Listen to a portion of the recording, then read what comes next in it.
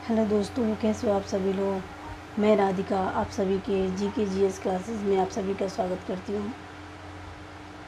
सभी को good morning, सभी को राधे राधे। आइए हम अपने आगे के सेशन को बढ़ाते हैं और अपनी पॉलिटी की क्लास को देखते हैं कि कहाँ तक हो गया था। आप सभी लोग मुझे बता दीजिए, तो हम उसी से आगे अपनी क्लासेस को स्टार्ट करते हैं।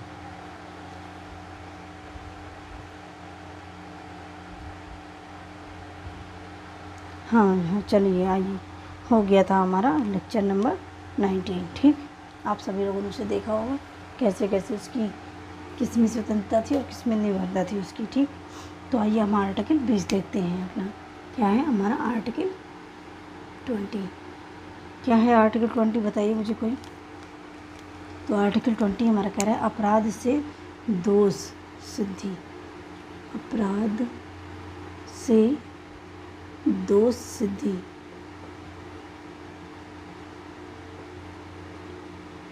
अपराध से दोष सिद्धि के संबंध में संरक्षण।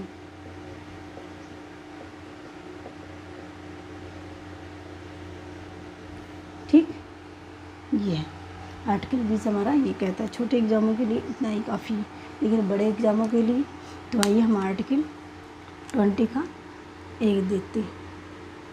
ये है हमारा 20 का एक। कह रहा है कि भूतलक्षी विधि से संरक्षण दिया गया। भूतलक्षी विधि से संरक्षण दिया गया। विधि से संरक्षण दिया गया। ठीक, भूतलक्षी विधि से संरक्षण दिया गया। भारत में 2 प्रकार की विधियां हैं। कौन कौन सी?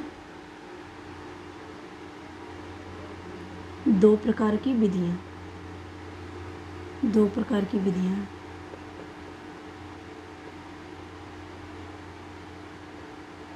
पहला नंबर तो ये हो जाएगा भूतलक्षी। भूतलक्षी और दूसरा है भविष्यलक्षी। भविष्यलक्षी। ठीक, ये भूतलक्षी हो गया और भविष्यलक्षी हो गया। अब कह रहा है क्या है कि कोई भी कानून बनेगा।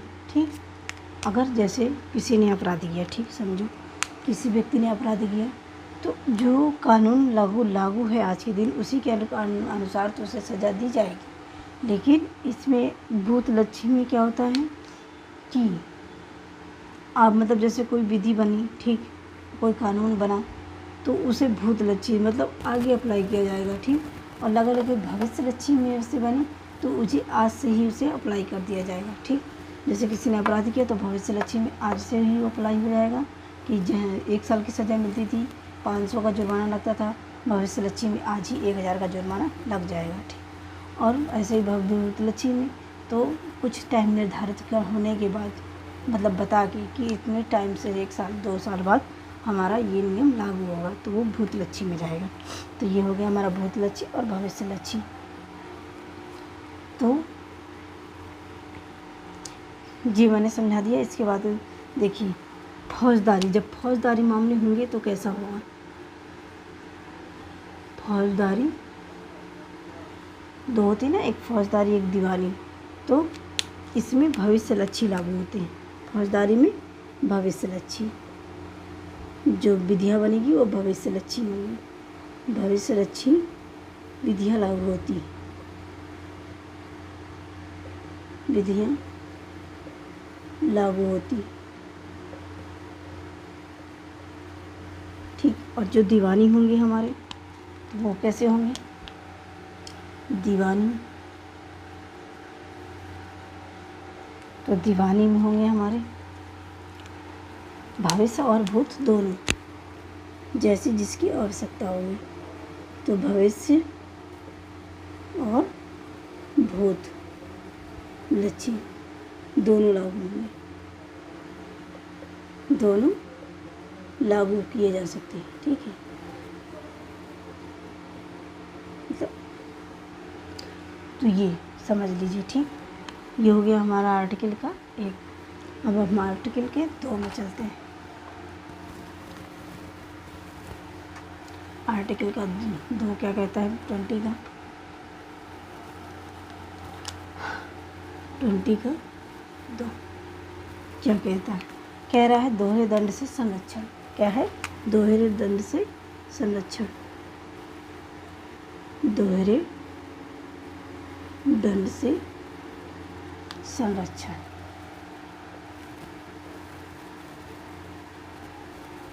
जी, मतलब दोहरे दंड से संरक्षण, जैसे हमने एक अपराध किया, ठीक, तो उसकी हमें 2 बार सज़ा नहीं दी जा सकती।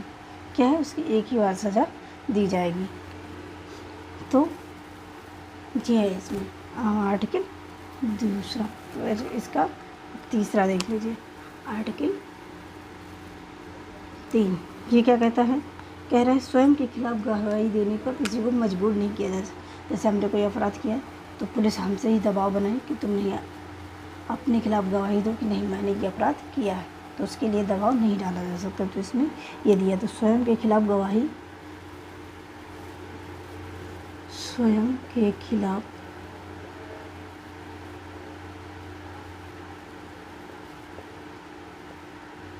गवाही, स्वयं के खिलाफ गवाही देने के विरुद्ध अधिकार। गवाही देने के विरुद्ध अधिकार।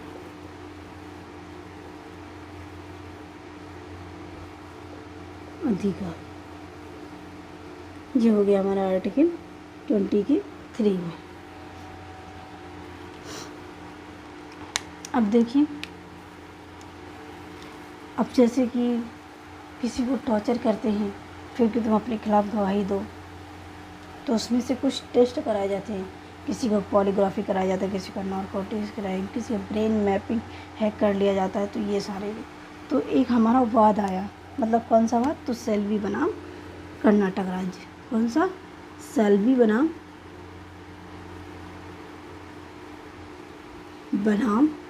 कर्नाटक राज्य। कर्नाटक राज्य, ये वाद आया हमारा। इसमें कहा गया किम कब आया? तो 2010 में आया। 2010 में आया।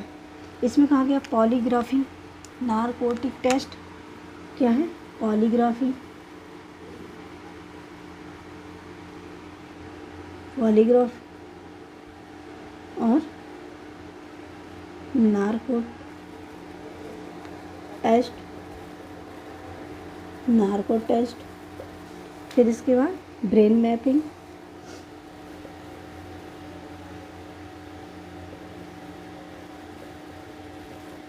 ब्रेन मैपिंग, इन सबको अवैध बताया गया है। क्या कहा गया है? अवैध है।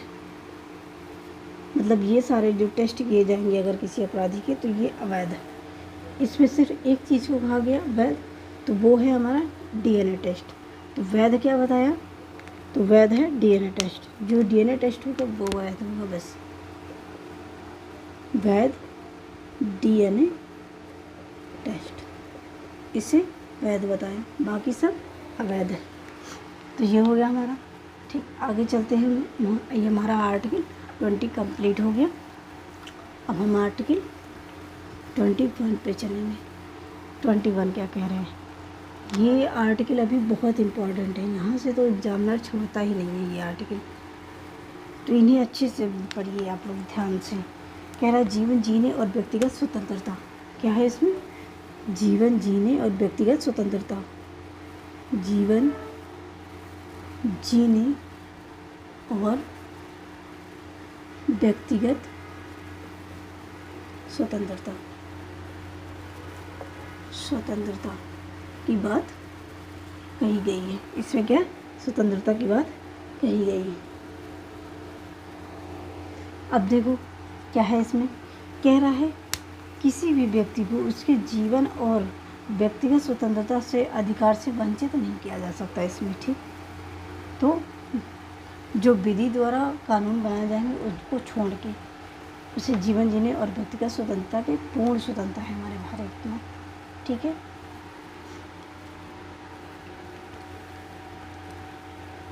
और विधि द्वारा स्थापित प्रक्रिया मतलब जो हमारी विधायिका और कार्यपालिका बनाएंगी। अब यही बात हमारा क्या है, जीवन जीने के अधिकार है, हमारे व्यक्तिगत स्वतंत्रता है, ठीक। तो 1978 में वो थी क्या, मेनका गांधी। 1978 के आपको पता ही, देश में कितनी हलचल हो रही थी, कितना अशांति भरा माहौल था। तो मेनका गांधी जो थी वो बाहर जा रही थी, विदेश जा रही थी कि हम थोड़ी दिन के लिए विदेश जा रहे हैं, यहाँ पर जब माहौल शांत हो जाएगा तब हम आएंगे, ठीक। इंदिरा गांधी का उस समय शासन था, काफ़ी हलचल चल रही थी, तो सारे लोगों के ये पासपोर्ट जब्त किए जा रहे थे। तो मेनका गांधी का भी क्या है, पासपोर्ट जब्त कर लिया गया। जब उनका जब्त कर लिया गया तो वो हाई कोर्ट चली गई, मतलब वो कोर्ट चली गई और सुप्रीम कोर्ट चली गई, ठीक। सुप्रीम कोर्ट, सर्वोच्च न्यायालय। तो सर्वोच्च न्यायालय में ही उन्हें वाद आया 1978 मेनका गांधी वाद। 1978 और मेनका गांधी वाद में क्या कहा गया, मेनका गांधीवाद जे केस आया। तो सर्वोच्च मतलब कि सुप्रीम कोर्ट ने क्या निर्णय दिया, उन्होंने कहा इसमें, इस वाद में, कि हमें विदेश जाने का अधिकार है, विदेश जाने का अधिकार है, का अधिकार है। मेनका गांधी इसी आर्टिकल के तहत गई थी, आर्टिकल 21। दूसरा क्या है हमारा, एकांत निवास का अधिकार है, एकांत निवास का अधिकार है। वो एकांत निवास के लिए जा रही थी विदेश, एकांत निवास का अधिकार है। ये सुप्रीम कोर्ट का फैसला आया जब इन्होंने, उनका जब पासपोर्ट छीन लिया गया था, विदेश नहीं जाने दिया गया था। फिर है दूसरा, शादी करने का अधिकार, ठीक। अब जिससे चाहे उसे शादी कर सकते हैं, लेकिन एक एज की लिमिट के बाद, जो एज दी गई है शादी की, शादी करने का अधिकार।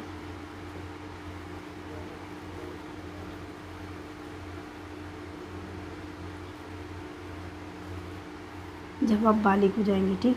फिर एक अच्छा पर्यावरण का अधिकार, क्या है, अच्छा पर्यावरण का अधिकार, अच्छा पर्यावरण का अधिकार। और क्या दिया गया हमें, तो हमें और दिया गया तुरंत न्याय का अधिकार, तुरंत न्याय का अधिकार। इतने अधिकार हमें दिए गए इस वाद में। और फिर इसी, जब वो केस जीत गई तो सुप्रीम कोर्ट ने उनका जो पासपोर्ट था उन्हें वापस दिलाया और वो अपना विदेश गए, ठीक। ये हो गया हमारा। लेकिन आर्टिकल 21 मरने की स्वतंत्रता नहीं देता है, हमारे देश में मरने की स्वतंत्रता नहीं है। तो चाहे नोट लगा के लिख लीजिए, नोट कि आर्टिकल 21 मरने की स्वतंत्रता नहीं देता, मरने की स्वतंत्रता नहीं देता। जी हो गया हमारा, ये हो गया आर्टिकल 21 हमारा।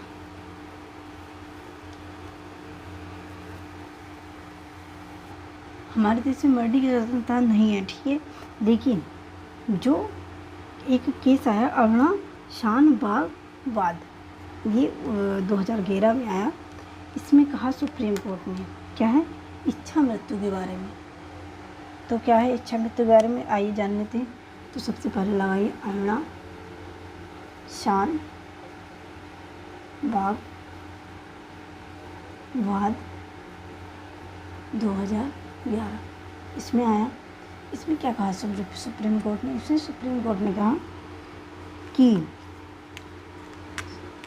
सुप्रीम कोर्ट ने निर्णय दिया। और क्या निर्णय दिया, तो इसमें कहा सुप्रीम कोर्ट ने कि अगर कोई व्यक्ति निष्क्रिय इच्छा मृत्यु करना चाहता है, क्या, अगर कोई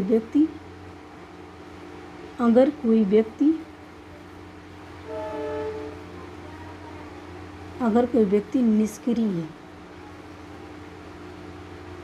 निष्क्रिय, अगर कोई व्यक्ति निष्क्रिय इच्छा मृत्यु चाहता है, निष्क्रिय इच्छा मृत्यु चाहता है। अभी हम बताएंगे क्या है निष्क्रिय चाहता है। तो यह भारत में वैध है, यह भारत में वैध है। इस वाद में मरने की बात कही गई थी, ठीक, इस वाद में मरने की बात कही गई थी। तो देखिए क्या है निष्क्रिय इच्छा। दो प्रकार की इच्छा मृत्यु होती है। इच्छा मृत्यु को समझते हैं खुद की इच्छा से मृत्यु करना, ठीक, कि हमें मरना है, जिसे हम कहते हैं अपनी आम भाषा में सुसाइड। तो इच्छा मृत्यु दो प्रकार की, एक तो सक्रिय, एक निष्क्रिय। कैसे? इच्छा मृत्यु, इच्छा मृत्यु कैसी? दो प्रकार की। एक हमारा हो जाएगा सक्रिय और दूसरा निष्क्रिय। निष्क्रिय, ठीक। अब देखिए सक्रिय क्या है। कुछ देशों में सक्रिय है, लेकिन हमारे भारत में कैसी है? निष्क्रिय। सक्रिय वो होती है जैसे किसी को जहर दे के मार दिया, इंजेक्शन दे के मार दिया, कुछ टैबलेट दे दी जहर की, तो ये हो जाती है हमारी सक्रिय इच्छा मृत्यु, ठीक। कैसे? इंजेक्शन, दवाइयाँ, ठीक, इंजेक्शन, दवाइयाँ, और क्या था अभी क्या बताए थे हम? जहर दे के, तो मतलब डायरेक्ट तरीके से मारना, ठीक। तो ये सक्रिय हो जाएगी, ठीक, ये सक्रिय हो जाएगी। फिर इसके बाद निष्क्रिय। निष्क्रिय क्या होता है? जैसे कोई व्यक्ति अकेला है, ठीक है, कोमा में है, उसका कोई नहीं है, तो उसका ध्यान कौन रखे बताइए। तो इसीलिए हमारे देश में निष्क्रिय वाला लागू कर दिया गया है, इस अरुणा सानवाग। अभी हम इसकी कहानी भी सुनाएंगे। देखिए इसमें निष्क्रिय में क्या है, जैसे कोई बच्ची कोमा में है तो उसका क्या है, उसे जीने के लिए उसे देना रहता है, ठीक है, क्या प्रोटीन वगैरह सब कुछ उसे देते रहते हैं लिक्विड के फॉर्म में। तो वो सारी चीज़ें खाने पीने की वस्तुओं को बंद कर दी। जिससे किसी को मांस हटा देंगे तो वो इच्छा मृत्यु चाहता है, तो वो निष्क्रिय तरीके से मृत्यु हो जाएगी उसकी। तो इस तरह है। तो कुल मिला के हमारा क्या है कि इस निष्क्रिय मृत्यु जो होती है, किसी का लाइफ सपोर्ट हटा दिया जाए, दवा ना दिया जाए, ऑक्सीजन ना दिया जाए, खाना ना दिया जाए, तो वो व्यक्ति मर ही जाएगा। तो यही हमारे देश में लागू है। बाकी लागू नहीं है कि हम इंजेक्शन और जहर देकर किसी व्यक्ति को मार दें, ठीक। तो इसका लिख लीजिए, लाइफ सपोर्ट हटा के, लाइफ सपोर्ट हटा के, ये हो गया हमारा लाइफ सपोर्ट हटा के, ठीक है। दवा खाना, उसका ऑक्सीजन बंद करके उसे मार सकते हैं। अब ये था अरुणा सानबाग वाद। क्या था ये अरुणा सानबाग वाद? क्यों मरना चाहती थी ये अरुणा सानबाग? देखिए अरुणा सानबाग की एक कहानी है। ये जो अरुणा थी, इसके साथ रेप केस हुआ गया था, ठीक। तो उसकी वो कोमा में चली गई थी, उसका परिवार से उसका कोई नहीं था, उसकी एक फ्रेंड थी। तो सारा देख रेख कोमा में चले गई, 1 दिन 2 दिन 10 दिन में से सही नहीं हो जाएगी, कोई देख रेख उसका कर लेगा, कोमा में है, पता नहीं कब तक सही हो। तो इसलिए उसके फ्रेंड ने डाला था ये रेट, ठीक, कि हमें इच्छा मृत्यु की सरकार मतलब परमिशन दे। तो उसके साथ ऐसी ऐसी कंडीशन थी, ठीक। तो इसलिए उसकी फ्रेंड ने मांग की थी। तो तभी सरकार ने सुप्रीम कोर्ट ने निष्क्रिय इच्छा मृत्यु को यहाँ पर भारत में लागू कर दिया था। ये था अरुणा सानबाग की कहानी, ठीक। फिर हम अब आर्टिकल 21 में चल रहे हैं। तो अब आर्टिकल 21 हमारा इम्पोर्टेंट है। ये हो गया हमारा आर्टिकल 21 का ए में चलते हैं। आर्टिकल 21 का ए, ये तो बहुत आता है क्वेश्चन में, और आप सभी पेपर में सब में आप लोगों को पता भी होगा। आर्टिकल 21 का ए क्या है? इसमें 86वां संविधान संशोधन, आप सबको पता होगा, 2002। क्या है? 86वां संविधान संशोधन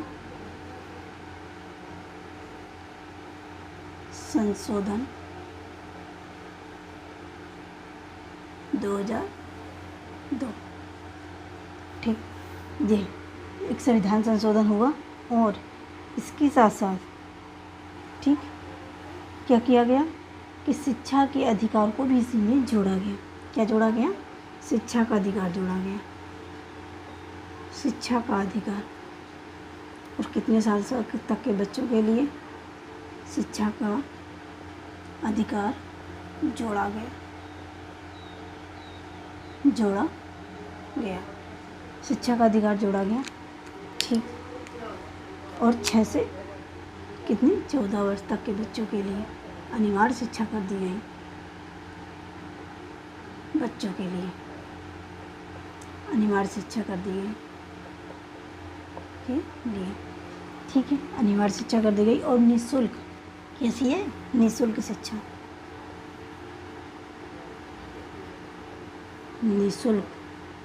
निःशुल्क शिक्षा, निःशुल्क शिक्षा हो गई। देख लीजिए, एक क्वेश्चन आता है आरटीई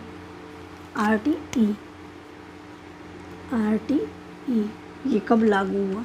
तो 2009 में आया, 2009 में आया। ठीक, और 1 अप्रैल क्या है? 1 अप्रैल 2010 को लागू हुआ। 1 अप्रैल 2010 को लागू हुआ।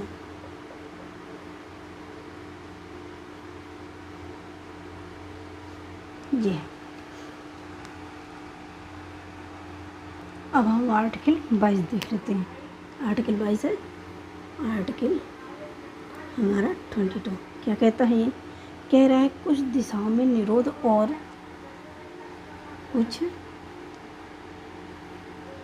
दशाओं में निरोध और कुछ दिशाओं में निरोध और गिरफ्तारी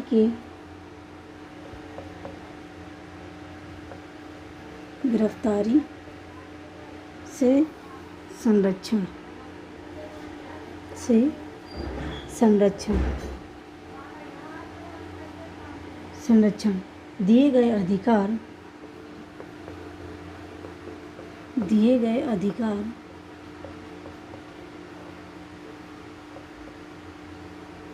अधिकार दंडात्मक निरोध पर लागू होते हैं।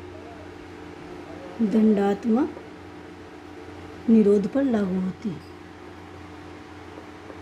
निरोध पर लागू होते हैं।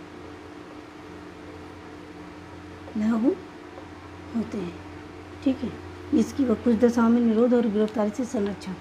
ठीक, जैसे कि अभी हम आर्टिकल में आगे जानेंगे इसके, जैसे हमें गिरफ्तारी हो रही है हमारी, तो हमें 24 घंटे पहले बताया जाए। ठीक है, हमें वकील करने दिया जाए, और क्या है कि 24 घंटे के अंदर मजिस्ट्रेट के सामने, जिला मजिस्ट्रेट के सामने पेश किया जाए। ये सारी बातें तो उसी से हमारा संरक्षण। ठीक, तो आर्टिकल 22 हमारी इसकी बात करता है। अब ये आर्टिकल काफ़ी बड़ा है, इसलिए आज का लेक्चर हम यहीं कंप्लीट करते हैं अपना। ठीक है, अब हम अपना कल आगे इसको कंटिन्यू करेंगे।